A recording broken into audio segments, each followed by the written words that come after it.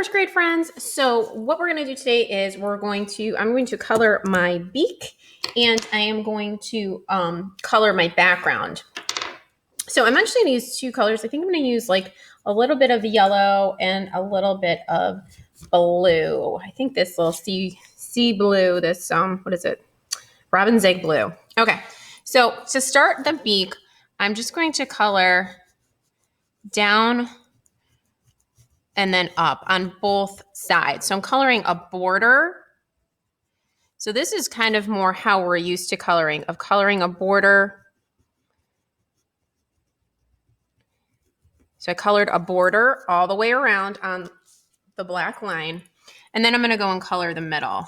And I'm just going to color right over my Sharpie lines because my Sharpie lines are pretty dark. They won't smudge or anything in my drawing. So I'm just going to color them just to get them nice and dark so that they're all right. So then I'm going to use a little bit of this, and I'm coloring small, pressing hard, making sure I get all my white spots. It's nice and neat. And then what I'm going to do is I'm going to take my little bit of blue and just kind of give him a little bit of a tint of blue, like on his beak, just kind of like a little bit of a blue tint, just kind of on the bottom, on the top. You don't have to do this. I just thought it would kind of look cool. So I'm just coloring, I'm just pressing really light and just kind of want to get a little bit of blue shading, which is ending up looking green because yellow and blue make green. So I think it looks kind of cool and kind of matches my multicolored emu there. So I'm going to leave it just like this. I'm going to leave the eyes white right here, and I'm going to start to color my background. So I'm going to pick a color that matches, but yet that I have not used yet. So I'm going to flip my paper to test some crayons. I'm not quite sure the color I would like. I might go with something that kind of like maybe orange. Orange and purple always look nice together. So test some colors on the back. See what you like for a background. I think I might do maybe. Let's see. I'll do some orange. I think that might look nice on my background. Let me see. Maybe this goldish color. Not feeling the yellow. Let's see. I will do such a hard decision, when you decide, oh, I think I'm going to do this bright green. Okay. So I'm going to go with this bright green for my background. Now, we're going to work the background in small pieces. So I'm just going to kind of bring my camera down just so you guys can see just a little bit closer right here. So what I'm going to do is I'm actually going to draw a line around this outside, okay? And I'm going to work just this edge right now, and I'm going to draw my line kind of like I'm tracing this shape. So I'm just going around. So if you guys see, I'm just going around, and I'm just going to leave that line right there. So then I'm going to color the bottom right along here, and I'm going to color the side right up here. I always just don't like coloring on the edge of the paper. It kind of like bothers me because my crayon slips off, but it's okay. So I've colored a border on both sides. Now I'm just going to color a border kind of right next to that line I made because we want to keep our background separate from our actual emu, but we want to have a nice bright colored background. Okay. So now I'm going to start to fill this in. So I colored a border, drew a border, colored a border. Now I'm going to fill in the middle. And I tend to color small. So when you can color small like this, you can press hard and get nice dark color that really will pop out. I'm just going to put another sheet of paper underneath this because my table sometimes gives me a funny texture. Have a little padding is nice. Okay. Oh, I think I need one more sheet of paper. All right. Here we go. Okay. So yeah, much better. Nice and smooth. So I'm just going to color small and press hard. Don't want to press so hard that you break your crayon, but you're pressing pretty hard. And you're just filling in that whole space. And I kind of just picked a color that I thought would match with my emu. Okay, and I'm just coloring back and forth. So coloring small. If you color big, sometimes it can get a little messy. So I always recommend coloring small. And then, you know, you can always go back if you miss some spots, but you're less likely to miss spots when you color nice and small. So see how my color is nice and solid. Okay, so then I'm going to just scooch my paper down. I'm going to outline this section of emu.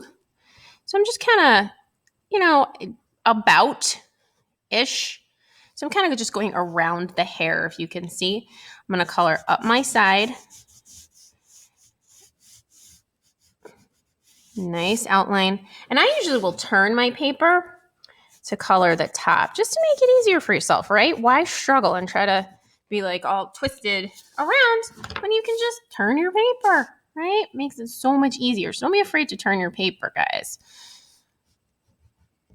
Okay. Now I'm just going to color up this side, I'm going to go back and get this border just because I kind of feel like I don't have it. It's not quite thick enough for me yet. So you want to color a nice thick border all the way up. All right, so I get my nice pretty border. Now I can color my middle. So I'm just gonna go up and I'm gonna color my middle again. I'm pressing pretty hard, not so hard that I break the crayon, but hard enough where I get nice solid color. Like I shouldn't see like, oh, there, that's colored. No, we wanna color nice and solid, right? We wanna do our best work. And just because it's the background, it doesn't mean like we don't try our best. Yeah, it's the background, I understand, but we still wanna try our best because if we have a great picture, we want to make a great background. And I know all of you made beautiful emus that are so cute. I just love these emus. They're like the cutest. All right. So I have sometimes it helps to go back and forth too. If you have any white spaces, especially with a color like this, because this is kind of a lighter color. So kind of just fill in those spaces. All right. So I'm going to go and work my other side now. All right. I have some long sleeves today. So I'm going to make my line right. Oh, and I broke my crayon. Remember I said don't press so hard you break your crayon. And I did. Mrs. V. All right, so I made my line. Now I'm going to color my edge. Okay. Color my edge. And I'm going to color my edge. Okay. So now I can go and I can get my border. So I'm just coloring right along that edge, really tiny and real small to keep it nice and neat because we don't want to color into our emu. Okay, and then I'm going to color the rest of my background. Just trying to keep it real clean, real neat.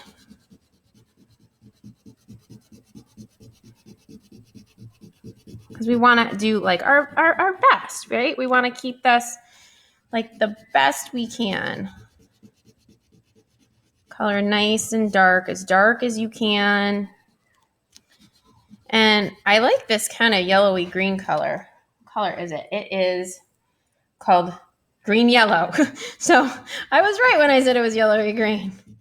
They just call it green yellow. That's kind of funny. All right, so I'm just gonna go up and up and fill that in. And now I'm gonna go and I'm gonna work just this top section. So I'm gonna make my coloring line along the edge, coloring line along the top. I have a little bit of a spot that needs to come in here. And then I'm going to make my outline. And I have a couple little hairs kind of come, little hairs, little feathers. Kind of is a little crazy on this side. And I'm just going to outline right in here. So I'm just going to color up that little spot, color in these little spots, and then color in my last little spot. Now, if you want, you can go back over your feathers just to darken them up, kind of fill in any areas that you think might need some extra love, a little bit more curls, swirlies, right? Because we have like all this space.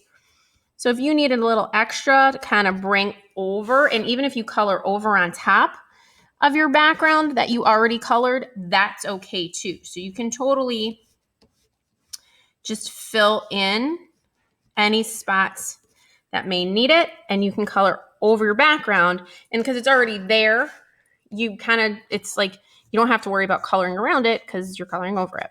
Just kind of cool. So I'm just kind of filling in areas that might need a little extra attention. It's just kind of nice. And I'm just using short lines, kind of fill in. And you see my emu's really starting to fill out there. So I'm just going to fill in my little spots, but I think I'm pretty good. All right, guys. I hope you had fun with this project. You can see my emu's kind of crazy, right? He's got little curls here, a little curl there. But I thought this project was super cute, and I hope you guys had fun. And I hope this was helpful for you and that you really, really enjoyed it, because these emus that I saw that you guys made were so cute. All right, guys. So that is it for our emu project. So background, fill in any white spots, beak. Don't forget to take a picture, click, of it and submit it to me so I can see your finished product.